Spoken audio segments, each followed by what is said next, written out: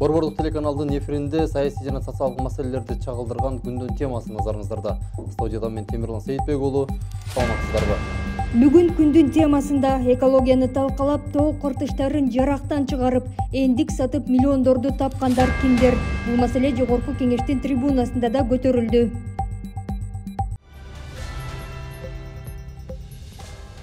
Жайыттардын жабыркашы боюнча эндик деген чөп азыр өтө баалуу болуп атат, тамыр. Өзгөчө актала жумгал жакта ушул эндикти казып атышат азыр.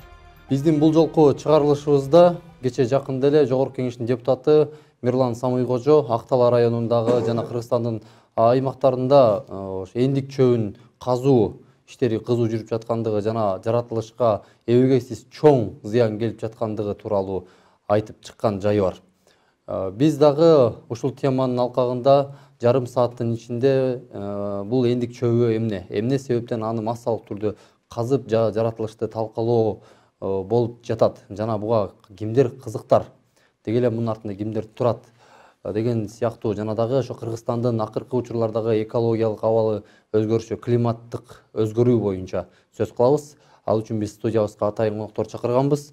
Анара Султангазиева, Жашыл энергетика коомдук фондунун жетекчиси жана Кыргызстан Жашыл альянс башкармалыгынын мүчөсү. Саламатсызбы? Үсөн Бобошев, Эко тартип коомдук фондунун жетекчисинин орун басары. Саламатсызбы агай? Студиябызга убакыт бөлүп келгениңиздерге рахмат биринчиден. Ал эми экинчиден болсо жана жогоруда айтып өткөндөй эле эндик чөбү деген эмне? Анын мынчалык ошо массалык түрдө казылуусуна жана дагы ушу жаратылышты талкаланып жаткандыгына кайдыгер болуп, ушундай кадамдарга барып жаткандарына эмне себеп болуп жатат? Саламатсыздарбы? Эми бул эндик бул өсүмдүктөрдүн түрүнө кирген көп жылдык эндик уурусуна кирген чөп. Бул көп жылдык, анан тамыры тик келген, тамыры жоон, анан кызыл түстөгү өсүмдүк болот. Эми бунун өсүмдүктүн биздин мурунку эле негизгиси ушул Кавказда өсөт, анан бизде Средний Азияда бир 3 түр өсөт. Ошол эндикти мурун эле биздин ата бабаларыбыз косметикалык, боек түрүндө пайдаланып жүрүшкөн. Ошону менен бирге эле дарылык касиети, мына өпкө ооруга дарылыкка пайдаланышкан. Эми мына 4 жылдын жүзү болуп калды. Ушу 4 жылдан бери биринчи жолу ушу Сүкөлдөн башташты эндик казууну.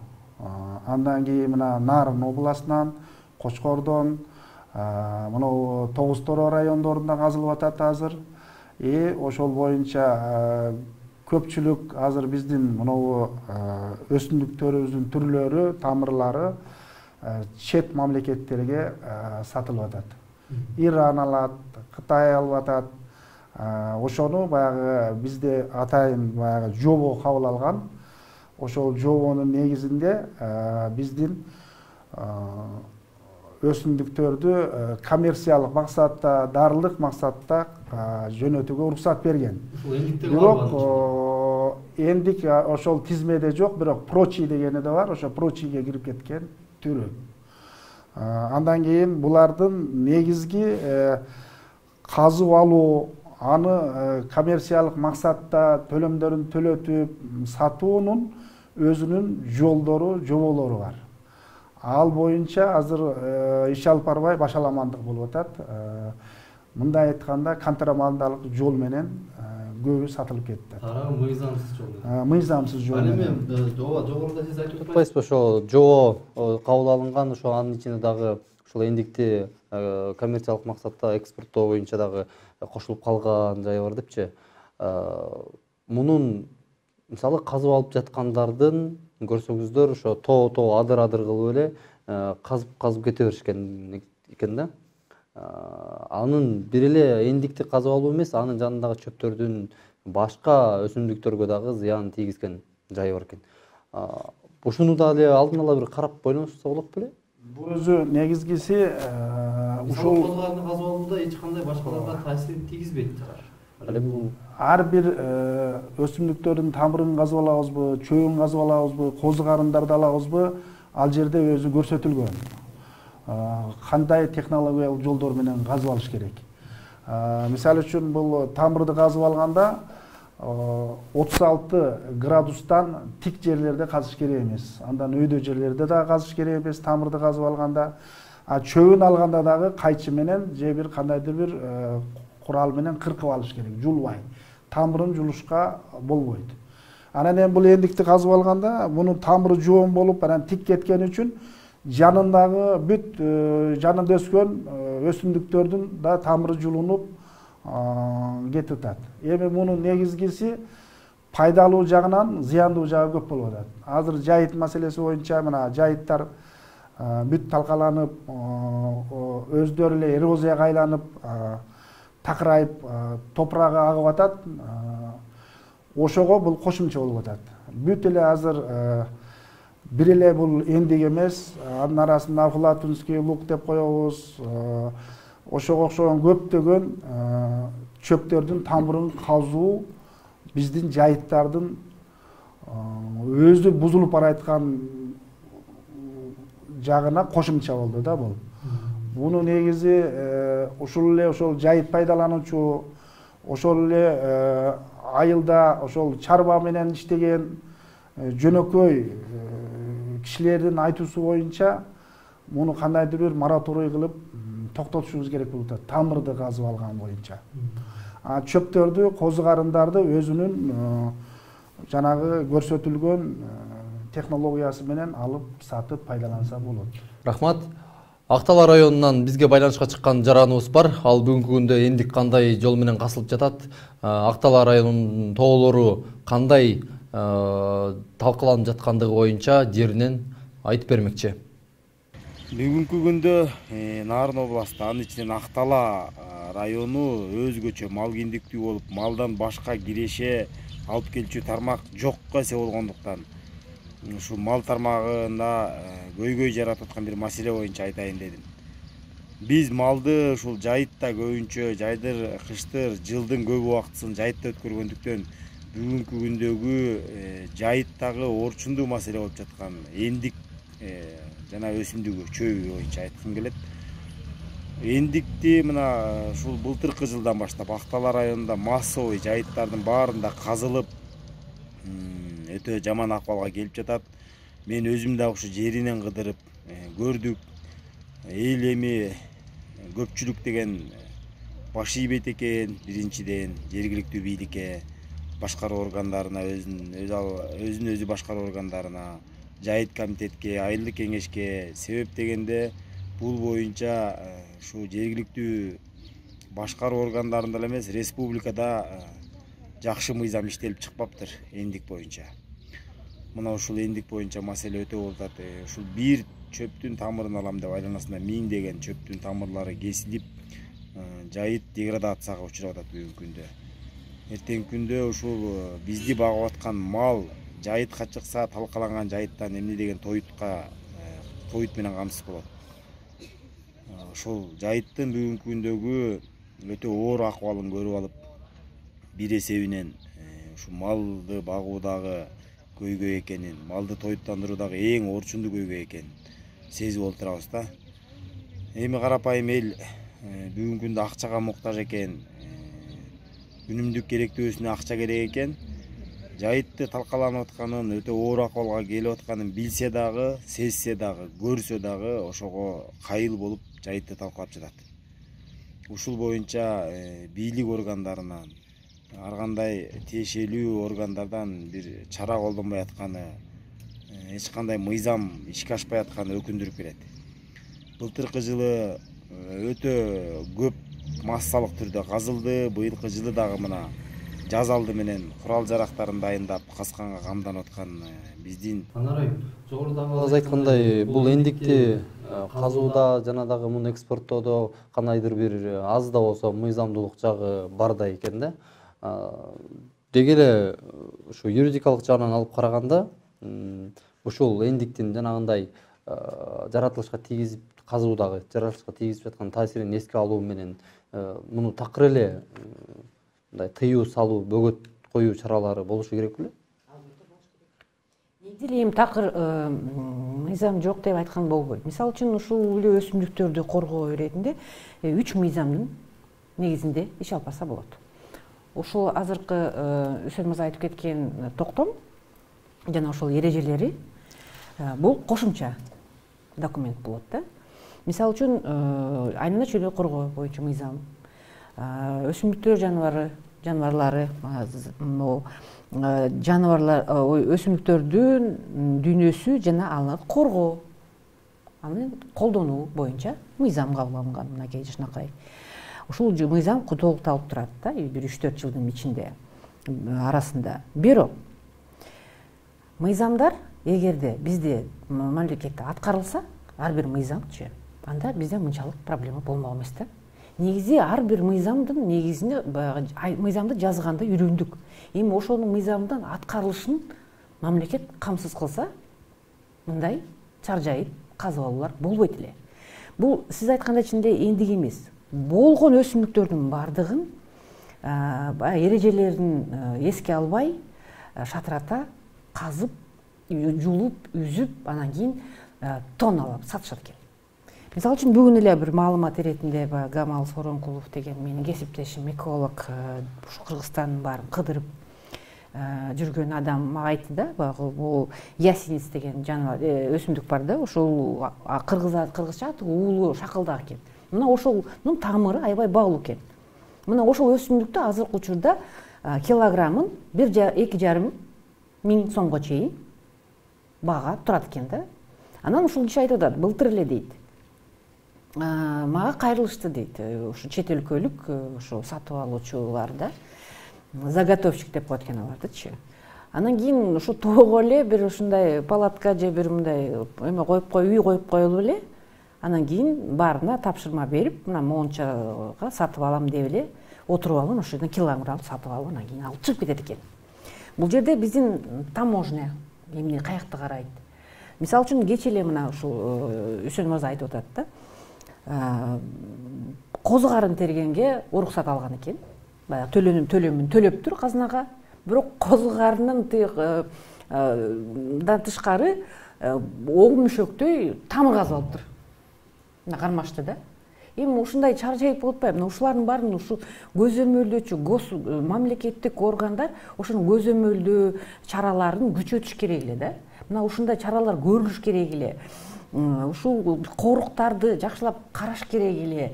Негизи эле баягы балык башына сасыйт дейт. Биз өткөндө ушу жаныбарларды коргоо боюнча жана кээ бир жоголуп бара жаткан жаныбарларга мораторий кою боюнча депутаттарга жана президентке ачык кат аркылуу кайрылдык да. Ушуларга мораторий коюла. Көбүсүн ушул жаныбарлар, кызыл китепке кирген жаныбарлар атылып атат азыркы учурдачы. Кызыл китепке кирген өсүмдүктөр кыйылып атат, жулунуп атат. Мисалы үчүн азыркы аны изилдеп көрсөк, биздин кызыл китеп эң башкы баягы биздин мындайча айтканда баягы Куран китеп, Манас китеп боло турган кызыл китебибиз 76-жылы чыккан экен. Кыргызская ССР дегенчи. Эми Кыргызская ССР азыр жок да, туурабы? Биздин эгемендик алганыбызга 31 жыл болду. Кызыл китебибиз чыкпаптыр. Кыргыз Республикасынын кызыл китеби жок экен. Азыркы учурда ушул коргоого муктаж жаныбарлар, өсүмдүктөр, канаттуулар жана башкалардын бардыгы өкмөттүн токтому менен эле тизме катары чыгып коет экен. Мынакей азыркы учурда мен айтып берейин силерге, акыркы токтом 2005-жылы бир токтом бар экен, 2009-жылкы. Ошондо тизмеге 26 жаныбарлар, 53 канаттуулар, 7 балыктардын түрү жана рептилия жана амфибия деп коет, жылан бакалар ошолордун 10 түрү кириптир. Курт кумурскалардын 18 түрү бар экен. Жана ушул өсүмдүктөрдүн 89 түрү жана 6 козу карын кириптир. Мына тизме катары эле. Арасында жана сиз айткан эмдик жана башка эмелердин бири да жок. Жыты да жок да. Алар жанагы ушул токтомго жана башка дегендерге кирип калыптыр дагы. Бирок аларды мамлекетке бир арзыбаган акчаны төлөп коюп, анан кийин тонналап казып кетсе болот экен. Бир сөз менен айтканда ушул Кыргызстандагы экология тарабына мамлекет жагынан мындай эч кандай көңүл буруу болбойт экен да. Эми эч кандай көңүл буруу болбойт деп айткандан мен алысым. Кызыл китеби жок болуп атса, кызыл китебибиз жок. Менен эле бир тизмелеп коюп атсак, Анын үстүндө дагы жанагы ошо эколог деп коебуз. Ошо өздөрүнө тийиштүү аймактарды кароочулардын Кыргызстандагы эң аз айлык алган адамдар болуп эсептелинет. Эң аз айлык. 1000 сом, 4800 сыяктуу эле эң айлык аста. Анан айлык аз жерде дагы сөзсүз түрдө баягы бармак басты, көз кысты деген да иштер болот да. Бул маселе жаатында дагы бир сунуштар болуп келди беле? Эми негизгиси бул мындай болуп атат да. Мурунку жанагы кызыл китепке киргизгендеги канаттуулар болобу, жан жаныбарлар болобу, өсүмдүктөр болобу, ал убакта биздин токой болобу, жайыт болобу, суубуз болобу, мөңгүбүз, тоолорубуз мынчалык бузулган эмес. И ошол өсүмдүктөр, ошол канаттуулар, ошол эле жан жаныбарлар ал убакта байма-бай бизде болгон. Азыр эң эле көйгөйлүү маселе менин оюмча бул жайыттын тартыштыгы болуп атат. Малдын көбөйүшү. Мына кээ бир тоолуу аймактарда жайыт боюнча биз жапай айванаттардын жайытын тартып алып койдук. Ошол жапай айванат жайылып жүргөн жерде азыр койлор жүрөт.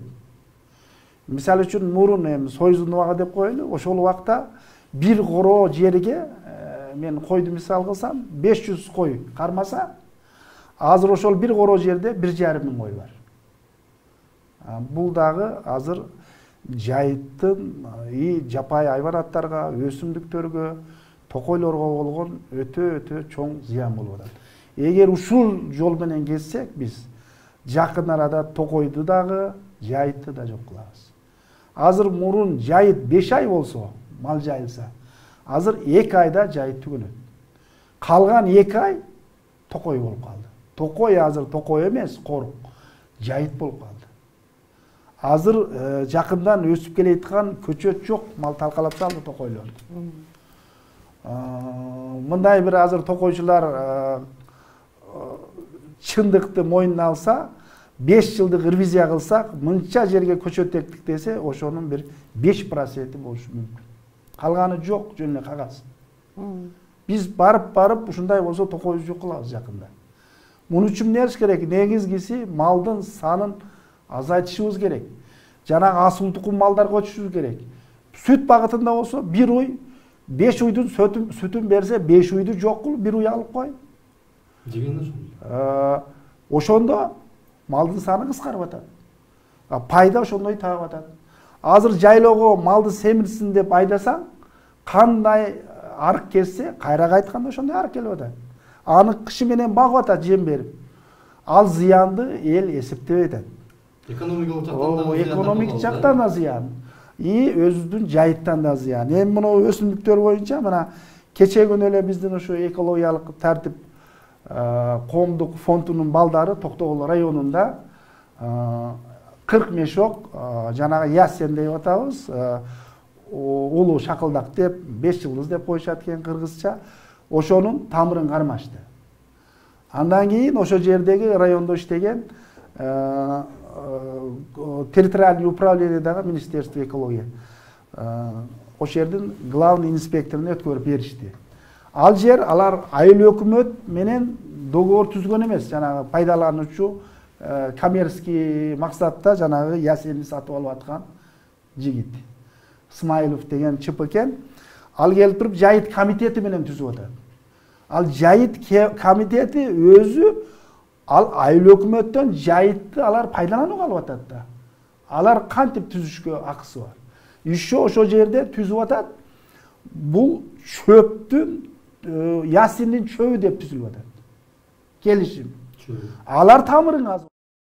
Ошол эле кагаз менен келип, мына биздин Академия наука биология, химия немеси бар, атайын мына мониторинг жүргүзүп турат.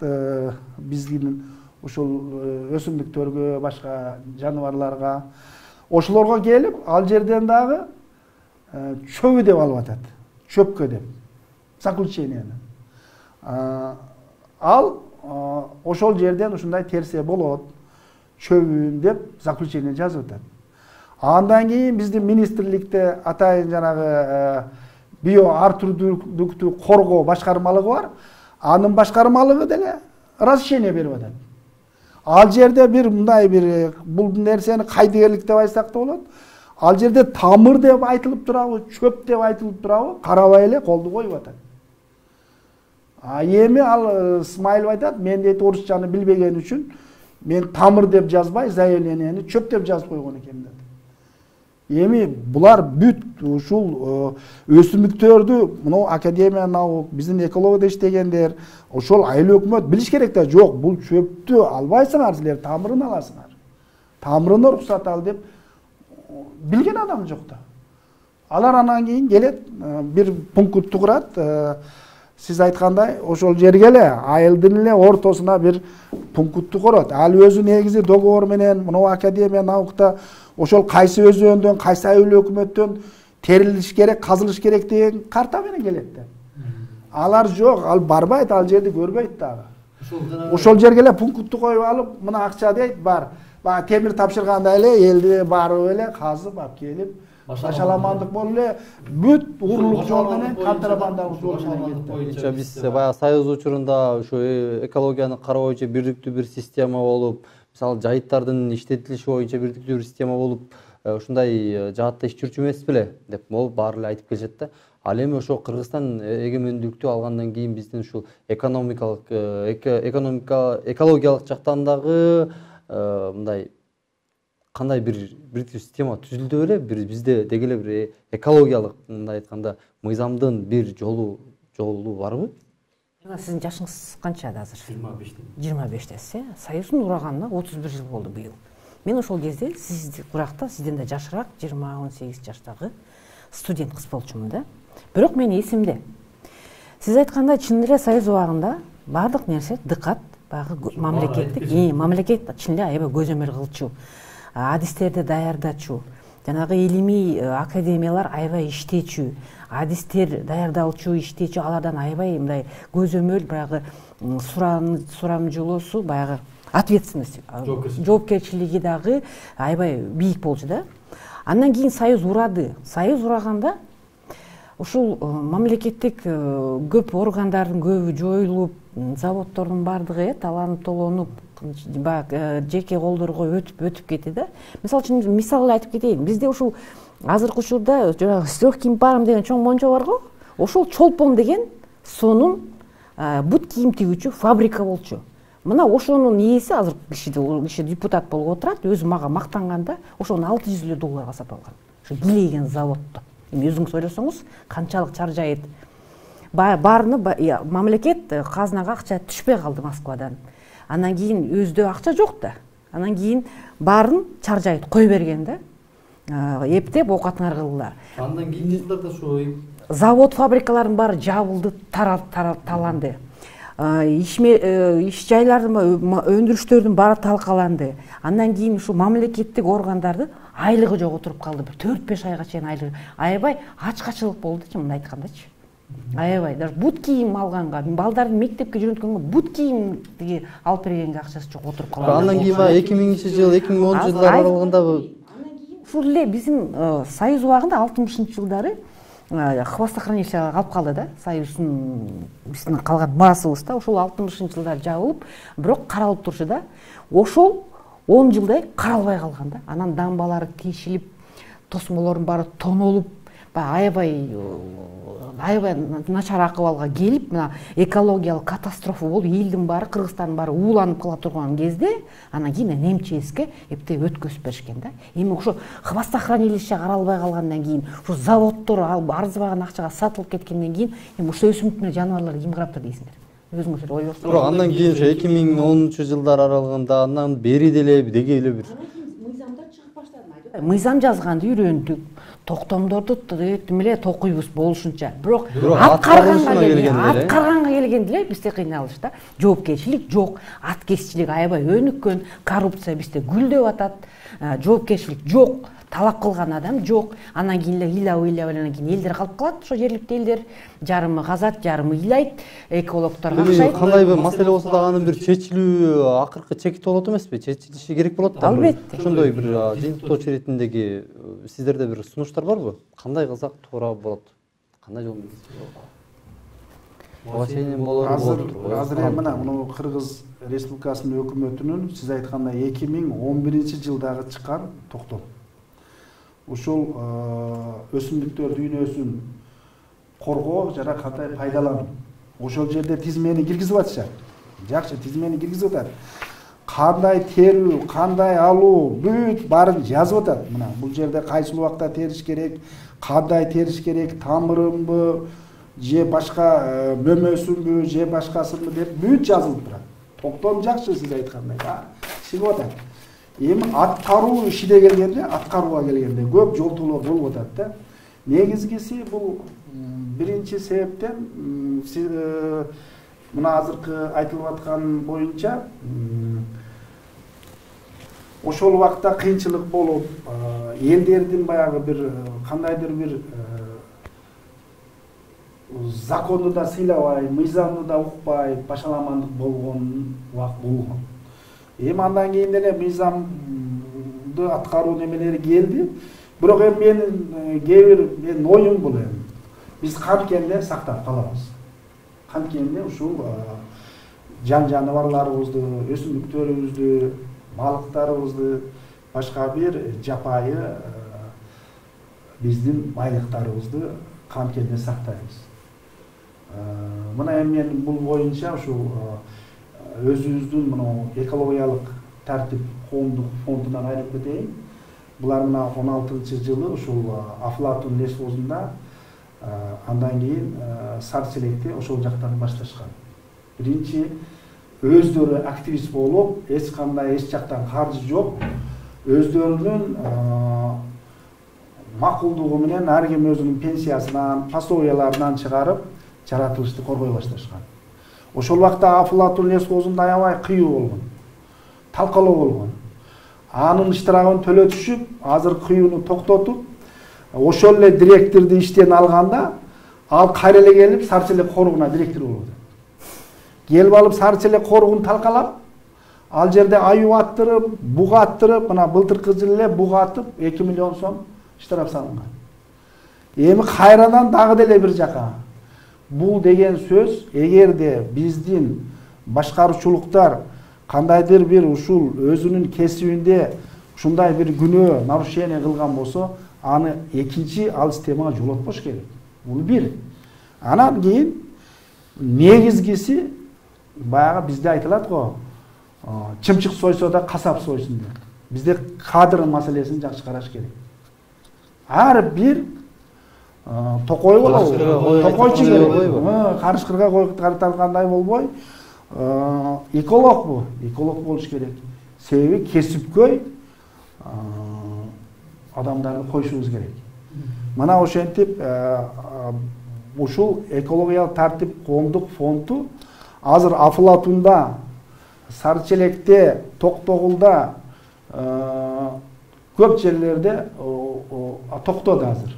Азыр бугу эликтер чыга баштады. Фазандар чыга баштады. Токой кыюу токтоду. Эми мына биз азыр биргелешип иштеп атабыз министрлик менен. Мына азыр мурун капитет болуп түзүлдү, ресный агентство эле, ГАОС, Токой кошо эле. Азыр эми Кыргыз Республикасынын жаратылыш ресурстары, экология жана техникалык көзөмөл министрлиги болуп калды.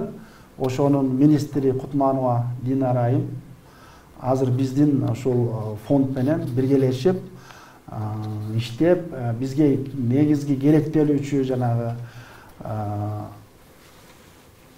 нерселерибизди алып беребиз, биргелешип иштейбиз деп биргелешип иштеп атабыз. Жакын арада жыйынтыктарды көрүп калышыбыз мүмкүн да. Көрүп калышыбыз ыктымал. Анан дагы бир нерсе, мына биздин президентибиз азыр жашыл мурас деп жакшы бир жашылдандыруу ишин баштап атат. Бирок биз ошону жашылдандырып эккенден кийин анын өстүрүш жагын дагы ойлонушубуз керек да. Ушул мен Токойдо иштеп жүргөн убакта мал көбөйүп, анан мынча жерге токой эгебиз, көчөт эгебиз деп, анан токойго айланбай айткам, азыр давай гнездушка кылып эгейли. Аз болсо дагы ошондой алар Союздун убагындагы эле план мынча көчөт эгилдик, бир өспөйт, кайра эле сводка ушунча жерге эктик деп. Ошон үчүн эми бир азыркы шартка байланыштуу бир жакшы сунуштарды берип атабыз. Кандай кылып көчөт эксек, кандай кылганда жайыттарды колдосок, эми ага болбой эле дагы деле ушундай нарушениялер болуп кетет да. Ошон үчүн эми биздин негизги суранычыбыз кээ бир жапайы хайванаттар менен ушул өсүмдүктөргө мораторий бериш керек. Бир калыбына келгенге чейин мораторий беришибиз керек. Жана дагы муну көзөмөлдөгөн органдардын статусун көтөрүш керек экен сөзсүз. Жанагы 5000 сомдук айлыкка деле иштеген кызматкерлер ишин алып барышы күмөн чыгар. Сиз туура айтып атасыз. Эми азыркы биз мурунку системада иштеп, мурун ушундай бир айлык жете турган, ал убакта служебный кызмат аттар, кызмат машиналар болгон, алардын заправкаларын куюп, жөнөтчү оружиялар болгон, формалар болгон. Ошондо жакшы иштеген. Эми азыр туура айлык аз. Азыркыга чейин мына кээ бир положениялер толукталып, азыркы мисалы үчүн мен экология боюнча айтсам, көпчүлүк текшерүү органдары, экотехинспекция болобу, башка жактар болобу, азыр текшерүүгө аларга уруксат берилбек. Толук мүмкүнчүлүк жок алар текшерип, мисалы тазалык боюнча болсо, бир айыл өкмөттө мусор жатса, көрүп атасыздар азыр мал базар болобу, башка болобу, теректеринде бүт эле мусор жатат го. Биздин экологиядан барып туруп эскертүү гана бере алат. Ага штраф сала албайт, айып сала албайт. Ал эскертүү бергенден кийин анда кандай жоопкерчилик болуш керек? Азыр негизгиси ушу түшүндүрүү иштерин көбүрөөк жүргүзүп, ошол жерлердеги элдердин өзүнүн активисттерди көбөйтүш керек. Ошолор жардамга келбесе, бир мамлекеттик кызматкерлер аз санда анчалык территорияга жетишпейт биринчиден, экинчиден жанагындай ал жерге барганга недоступный жерлерге эч кандай служебный эч нерсе жок. Айлыга сиз айткандай ошол жагын, ошол үчүн биз көбөйтүшүбүз керек активисттерди ошол жерлерде. Анарайым, эфирдин жыйынтыгычы иретинде өзүңүздүн оюңуз жана суроолоруңуз, сунуштарыңыз. Ушул мен да ушу айтайын дедим эле да, мен көп эле айтып келем. Ушу ар бир мамлекеттик пропаганда болуш керек. Мамлекеттин болгон ресурсу бар. Мамлекетке таандык массалык маалымат каражаттары бар да. КТРК иштейт, башка каналдар бар, радиолору бар, гезиттери бар, интернет ресурстары бар, туурабы? Бир 3 мүнөттүк, 2 мүнөттүк, 1 мүнөттүк роликтерди даярдабайбы? Мына моундай чөптөр өсөт бизде. Мына ушуну сактайлы. Мына могул жаныбарды биз жүрөт, бирок ушундай бул саны моунча эле калды. Моунчасы атылып кетти тилекке каршы. Калганын сактайлы. Сактабасак моундай болот. Балдарды бала бакчадан баштап, үй бүлөдө ушу жаңы тили чыгып калган баладан баштап, ушу экология, айлана чөйрө менен кандай мамиле болуш керек экенин, мына ушуну жаштан сиңириш керек деп турабы. Мисалы үчүн мен бир эле мисал айтып кетейин. Менин үйүмдүн түбүндө балдар бак өсүп турат да, ошо бакка чыгып ойношот, чурулдап. Анан кийин ботактарды сындырып башташат да, бираздан кийинчи. Бала да. Анан мен чыгып айтам. Бул бак өсүп аткандан кийин, демек бул тирүү. Силердин могу коллоруңардын баягы манжаларыңар сындырса ооруйт да десем, ооба дейт. Бул да ошондой оору баягы эметип атат, ооруп атат. Бул кыйналып атат. Силер мынтип кыянатты кылбагыла десең, андан кийин сындырбай калат да. Түшүнөт да. Ушундай иштерди баштасак жакшы болмок да. Пропаганда. Мына биз турабыз. Адистер, экологтор. Биз эптеп баягы проект жазып, эл аралык донорлордон арзыбаган бир акча алып, анан кийин өзүбүздүн ишибиздин алкагыбызга жараша жумуштарды кылабыз, өзүбүздүн изилдөөлөрүбүздү, мониторингтерди жасайбыз, сунуштарыбызды жогорку кеңешке алып барып жазып бере жашнакай өкмөткө жөнөтөбүз, президентке кайрылабыз. Ооба деп коюп эле алмаша беришет. Биринчиден эң көбөгөлүү маселе бизде туруктуулук жок да, тилекке каршы. Саясий туруктуулук. Аны ушу министрлер ай сайын алмашпай, акимдер деген жума сайын алмашпай, мэрлер алмашпай. ичинде туруктуу иштеп, анан кийин ушул элдер менен тыгыз байланышта иштесе, биз деле эл деле өзү кызмат кылып берет эле да. Чын эле мына активисттер көбөйүш керек. Мисалы үчүн чынында эле азыркы учурда экология проблемасы жана ушу климаттын өзгөрүшү дүйнө жүзү боюнча номер 1 проблемага, көйгөйгө айланып турабы? Адамдардын аң сезими деле көбөйүп ошого баягы ылайыкташып келатат да. Көп эле адамдар экология эмне экенин, кандай мамиле кылыш керек экенин табиятка, биздин таасирибиздин бизге кайра ошонун таасирибиздин кесепети жана бизге ошого алган биздин акыбыз канчалык экенин ошо жон терибиз менен сезип атпайбызбы, туурабы?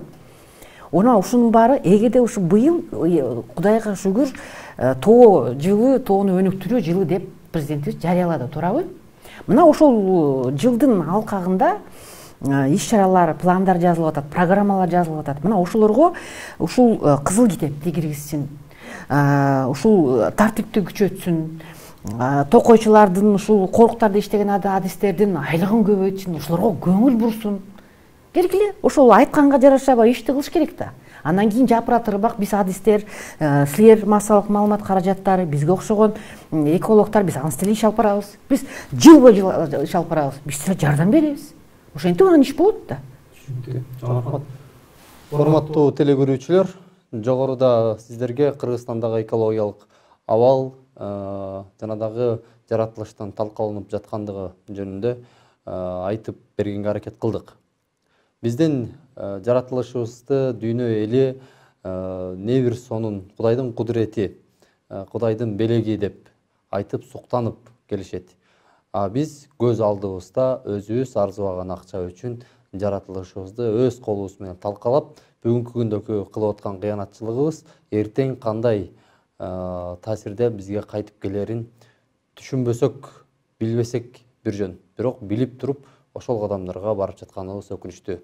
Албетте, муну мамлекеттик деңгээлде колго алып, муну мамлекеттик деңгээлде көңүл буруп, ар бир кызматкерге, ар бир жаранга, ар бир кыргызстандыкка жаратылыш биздики экендигин, жаратылыш эртеңдеги келечектеги жаштардыкы экендигин айтып түшүндүрүү, жана дагы бул жаатта түшүндүрүү менен эле эмес, толук иш алып баруу учурдун талабы болуп жаткандыгы талашсыз.